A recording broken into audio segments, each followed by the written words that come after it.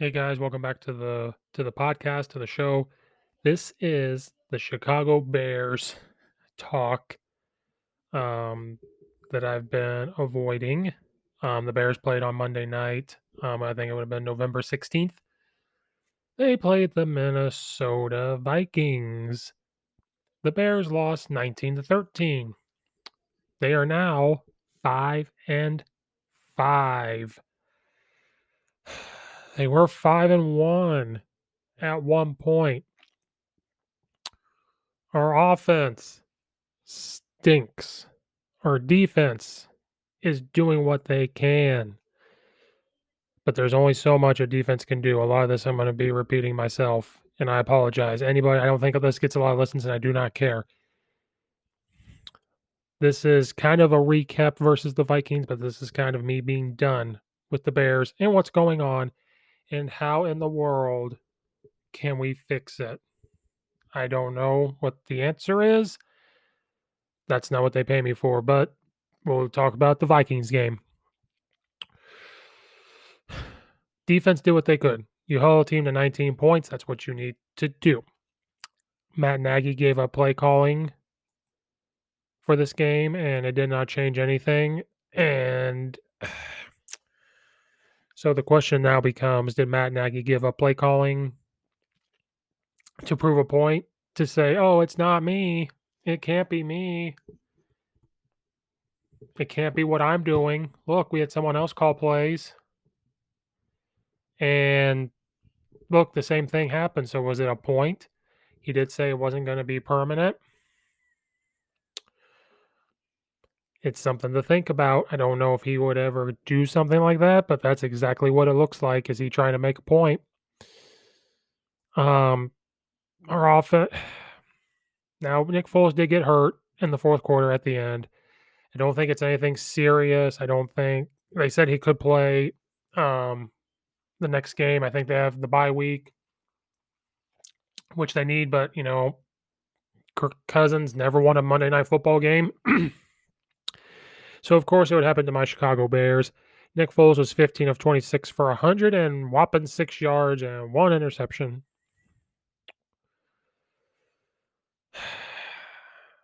It's rough. Now, I don't know. I don't know what it is. I know our defense only held them to 19 points, but Kirk Cousins was 25 of 36, 292 yards, 2 touchdowns, and 1 interception. That looks like pretty good numbers to me. So the Bears, their defense is kind of, I think, saying, okay, we're going to bend a little bit, but not break. So they bent, but they didn't break, which is pretty good, I suppose. I said it from day one. They talked about on air how the Bears are trying to run the ball, and they don't like how they're trying to run the ball. They need to just stick to what they're doing. And I'm sitting there saying, stick to. What do you mean? What are they doing? They're not doing anything. They're not getting anything done.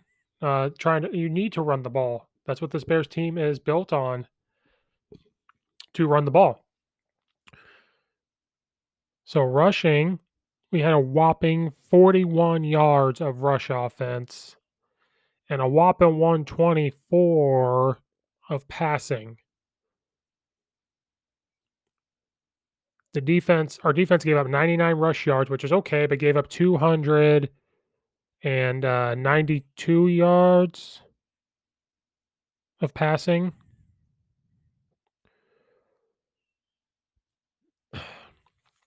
So kudos to the Vikings for being nutty-gutty.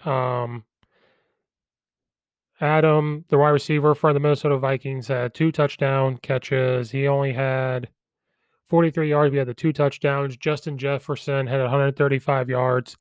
So he played pretty well. Kyle Rudolph had the 4 catches for 63 yards. Dalvin Cook had 30 carries for 96 yards. He averaged 3.2 yards, so he got the ball a lot.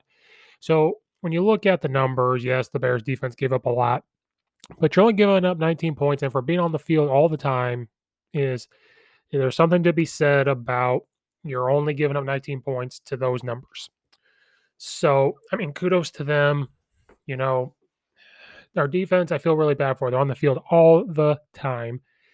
And I talked to a coach the other day or recently, and they're not getting younger. This defense was really, really good for years. Then a lot of these guys weren't here last year or the year before, but they are here from 2018 and 2019. 2018 they were really good. 2019 they were still pretty good. They just didn't have the takeaways that we're all used to and all that good stuff. So this defense is not getting any younger. This is a Super Bowl getting to the NFC Championship type of defense, but as this continues, it is not going to go well. They are going to start up giving a lot of points. Injuries are about to happen when you're on the field that much. And I've said this from the get go. I'm not looking for the Bears to score 45 points a game. That'd be really nice. It'd be really nice to see them score 28 points and maybe give up 19. But you're on the field more than the defense. So when they talk about trying to force the run the ball, we have to be able to run the football. We have to get creative. But when you change your play calling halfway through your play caller, they're going to call the game a little differently than what Matt Nagy did, whoever it was. So, not saying it was funny. I don't want Nick Foles to get hurt. And I've said this from the get go. I called for Nick Foles game one against the Detroit Lions.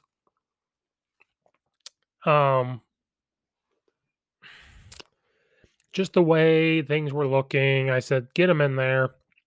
I've taken a step back saying, maybe it's not the players. There's no bad players in the NFL. They're in the NFL for a reason. You need to call plays to put them in the position to be successful.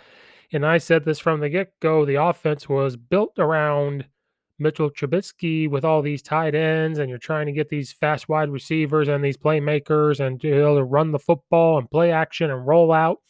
Then you got Nick Foles who can't do a lot of those things. You got Nick Foles that could manage, but it's very stagnant offense. And I know the Bears are made for defense, but we need some type of offense. We need some type of offense. Now, Minnesota is built on defense. They have a good defense of their own. So, I mean, I could be sitting here saying this, but this is the type of stuff we've been seeing all year from the Chicago Bears. And in the fourth quarter, Nick Foles tried to throw the ball away while he was getting hit, did something to his hip. I think they said it's not too serious. He could still come back and play. So that's good for him. And I'm not trying to say this was funny. Part of me was like, oh, put Mitch back in. Well, he was hurt too. So we had Tyler Bray. He was 1 of 5 for 18 yards, but it was at the end of the game when they had less than a minute, I think, to try to come back and win. And it looked like he could be the starting quarterback. I don't know if Nick Foles, if he really is healthy, is he going to start? If Mitchell is healthy, do they go back? And we said this, I said this, and a lot of people have said this from the get-go. Is it too late to go back to Mitchell Trubisky? Is it too late because you've already kind of done the damage? And at first I said, yeah, I think it's too late. But if Nick's injury, they're saying it's not bad, but you don't know what's going to happen in a week, what he feels like. So if it's bad enough, I think they were talking about it. They said that Mitchell and Nick Foles have a good relationship. They have this awesome relationship. They help each other. They don't hate each other. They're not talking bad about each other. They're not rooting for the other person to really fail. And so I think if they decide to go back to Mitch, I don't think for that situation, for the quarterback perspective of if they're going to have a problem, it might be coaching staff. And so I think that if Mitchell is healthy and Nick is hurting a little bit, do you go back? I don't know. Do you give him one more shot? You give Nick Foles another shot. I mean, it's possible. It just kind of depends on how he feels here. They do get the bye week. They don't play again until November 29th, and that's against the Packers at the Packers. And so that's where this becomes an issue because the Packers are a rival. Aaron Rodgers has owned the Chicago Bears his whole career. And so that's where it becomes who's going to give you the best situation to win. And I don't think either one. But we have the players. We have certain things. Now we're a little short on the running back side. So maybe that's where we're not running the football. But you have guys that you're making run the ball. You got to get, Coach Mackey, shout out if you ever listen to this, which you may not because it's about the Bears. Get weird.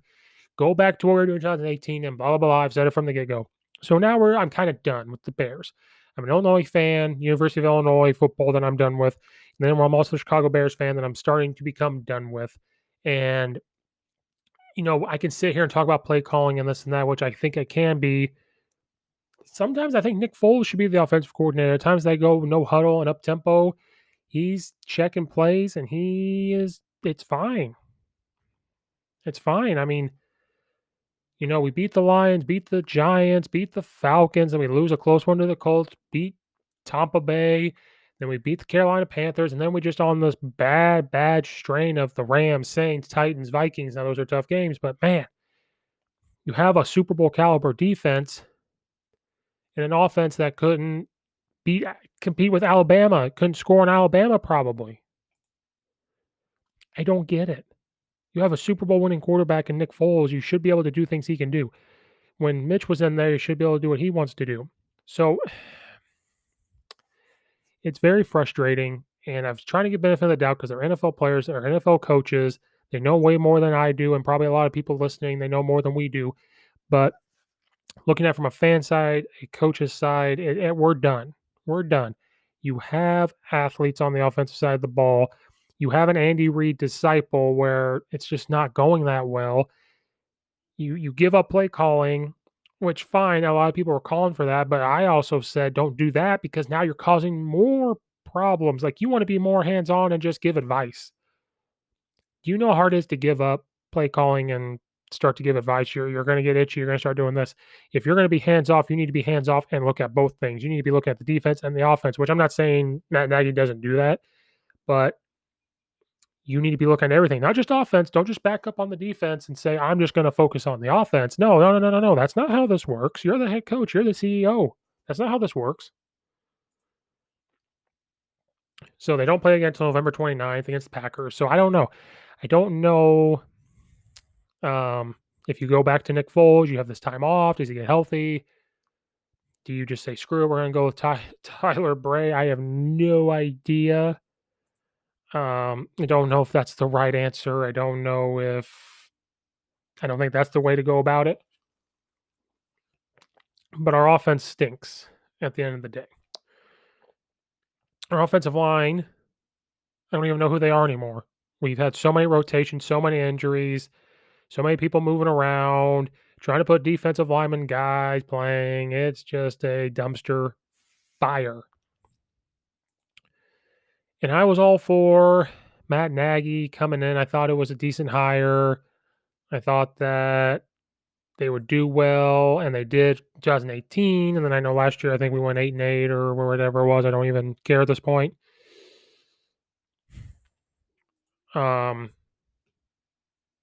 So like right here, our offense stinks. We average scoring 19.1 points a game.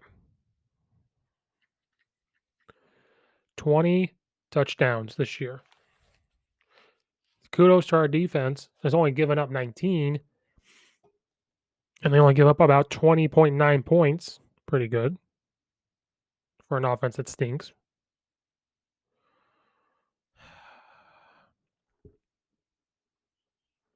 I don't even want to go through the rest of this because it makes me so mad. We only have 782 rush yards. The people we've played, the teams we've played combined have 1,151. We've only had 217 rush attempts while other teams have 287. We only get 3.6 yards a rush. Shall I go on, Chicago Bears fans? It's terrible. It's absolutely terrible. And if this continues, COVID year or not, it's not going to go well. Looking at the rest of their schedule, they play Green Bay, and they're not going to beat Green Bay, so we're moving on. We play Detroit. Now, we walked out of there by the skin of our teeth because I cannot remember the Detroit receiver's name. He dropped the ball. Should have won. That one we could win, but the way we're playing, we may not. But that's a game I guess we could win, I guess. Then we play Houston. Another toss-up, I'm not sure, just kinda depends. Play Minnesota again, we probably won't beat them. Play Jacksonville. If Gardner Minshew is healthy, we may not win, he'll keep him in the game. Like I said, our defense is the only reason why we're gonna stay in these games, but at the same time, our defense is gonna start getting tired, and then we play Green Bay again, and we're not beating Green Bay. It's Isn't it crazy we have, 6 games left? Only 6. This has gone by pretty quick with all the turmoil of COVID and everything. It's pretty amazing that we're already at this point. It's crazy. So we may not win another game, if 1, maybe 2. So we'll sit at 7 wins. So then the question becomes, does Matt Nagy and that coaching staff keep their jobs? And they even talk about Ryan Pace losing his job. And I don't like talking about people losing their jobs and this and that, but at the end of the day, something needs to happen. So if Matt Nagy does keep his job, does he go back to play calling? I think he just needs to be a head coach. You're not Andy Reid. Coach Nathan West again. You can have the ingredients and you can have the kitchen, but you don't have the chef, so you're not going to get the same thing. I'm not going to go into a restaurant and try to make my own thing when I don't like. It's not going to happen. So you think you have this guy from Andy Reid's coaching tree. It's not gonna work. You're not Andy Reid. Don't sit there and tell me that he's not calling plays in Kansas City. He is. I don't care what anybody says. They can give the OC title, whatever. We gave the OC title away this year, but Matt Nagy was still calling plays. So I never want to hear that Andy Reid's not calling plays. His fingerprints all over the offense. That's how they won the Super Bowl. He's good at what he does. I think if Matt Nagy keeps his job, he needs to really just step back and say, okay, I'm going to help coach. I'm going to give suggestions. I'm going to help game plan. I'm going to work with whatever quarterback we have. And I'm going to let another coach call things and get their identity on it, as long as they stay within a realm of what I wanted, what he wants to accomplish. Defense, they have to make sure they have backups because they're getting older. You can't expect the defense to do this all the rest of the year, and you can't expect the defense to do it again next year. It's not going to happen. I also sit here and think in the draft, we need some offensive freaking linemen, number one. So in the draft, if I swear on everything, unless there's this quarterback that is this top-notch quarterback that's going to change our life. If we got Trevor Lawrence or something, I have no idea. But I swear on everything, if I don't see some offensive linemen in the free agency, trading, drafting some offensive linemen, I live close to the city. I live about an hour. I'm driving up to the city, and me and Ryan Pace and Matt Nagy are going to have a conversation. You're going to listen to this dumb high school football coach and say, you need some offensive linemen, you dumb, and get it done. We need some offensive linemen now. Do I think Matt Nagy is going to keep his job? No. I think he's done. I don't think it's going to happen during the season, but it also depends how we play. It depends on how things go. If we win 8 to 9 games for some reason, I think he keeps his job for one more year, but it may even be a half a year depending on how it goes. But I think at the end of the year, he might be done. Then the question becomes, who do you hire? And these coaches just keep getting recycled and recycled. So I kind of don't want to go get a coach that's fired this year already. I don't think they need to go find a coach that just doesn't have the success, but I think you have to take a chance. So sitting here going, who are you going to hire? I think that you could pull away some coordinators from these teams that are winning. Look at Kansas City. You can go pull a coach from there. I would say go get like a Jeff Daniels or whatever, or Coach Daniels. I probably said his name wrong, from the Patriots. But people from Coach Belichick's coaching tree, do not do well. So I think you need to go find a winner, whether it was a head coach winner or whether it's a coordinator winner. If you go into the college ranks, I don't know exactly who you would get. People are going to sit here and say you need an offensive mind. So I know Lincoln Riley's name's going to come up. I don't think he's leaving Oklahoma, because you look at Kingsbury, he's doing okay so far in Arizona. So do you look at Lincoln Riley? I don't think he'll ever leave. And you need a guy that can really coach adults. That's kind of where Nick Saban's downfall came from. He's more for, he can get the most out of 18, 19, 20, 21-year-olds rather than 25-year-olds through 30-some-year-olds, which there's no shame in that. There's other head coaches out there that might lose their jobs that are decent. I don't know. I would love to see Sean Payton go to Chicago. He's from Chicagoland, went to Eastern. I don't think the Saints will get rid of him. But I mean, if they don't do well this year, do they? I mean, it's been talked about parting ways with him before. I would love to see an offensive mind like that come into Chicago. Um, I'd love to see a Bill Belichick, but he's not leaving. And then I saw this article or a post that said that Jim Harbaugh from Michigan, and I wouldn't be totally mad about that. I know I'm going to get some flack for that. He's not a terrible coach. He did do some good things with the 49ers, and regardless of what people say, I know this year is going to be a bad year for Michigan, but he does win at Michigan. There's just certain games that he should have won that he hasn't and lost. And again, maybe he's just not. I know he did okay at Stanford, but maybe he's more for NFL than college, which there's nothing wrong with that whatsoever. So I necessarily would not be mad about that. A guy that has NFL experience, college experience, and he could do something. I'm not going to sit here and say that. So that one I would not be upset about. Uh, I think that could work out actually. So that one is a possibility. Again, I think my number one would be Sean Payton if somehow, some way that the Saints part ways with him, or if he decides to go. Because Drew Brees is probably his last go around. Maybe they just clean house after that. I have no idea. He's done a lot for that team and the town and the state, and so I don't know, but I'd love to see Sean Payton. I'd be okay with a Jim Harbaugh hire. I'd be okay with a coordinator from Kansas City, but we just did that with Matt Nagy and see how that worked out. Uh, so I think that would be something to avoid. We just went through that, but it's still a possibility. Um, Besides that, I'm not exactly sure who you go out and hire unless you get Lovie Smith to come back. Now with Illinois, they ain't doing so hot, but Lovie Smith did do well with the Bears, so maybe it's a reunite. Maybe you bring him back. I have no idea. College, I just don't see besides maybe Jim Harbaugh that you could bring in. I don't think Lincoln Riley would. Lincoln Riley may just be a college coach, and I would almost hate to see Lincoln Riley give up what he has at Oklahoma. Nick Saban ain't going to come in. I hope they don't hire the head coach for the Jets, Adam Gase or whatever. Do not bring him in. Yeah, I really don't know who you bring in, and that's kind of where people are like fire, fire, fire, and I'm like, well, who are you gonna decide to bring in, and what's gonna happen? I don't know.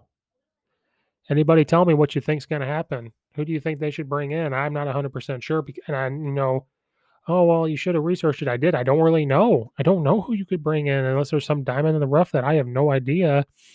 Because a lot of coaches you want, they're winning on winning teams right now, so you're not going to be able to get them to leave unless they part ways, I guess.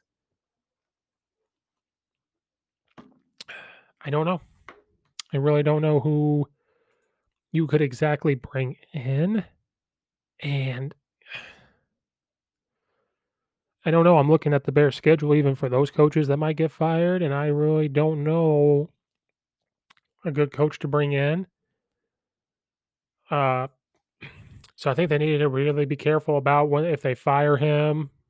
And then the next one is Pace, the general manager. Should he be fired? I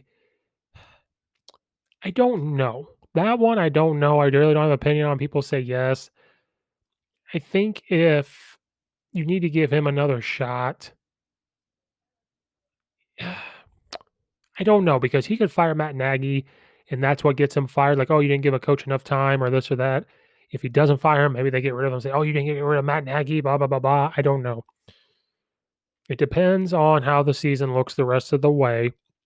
I think it depends on the draft for him to like. He could fire Nagy and bring another coach in. That's fine. That happens all the time. But I think for his job, it depends on the draft, free agency. You need some offensive linemen.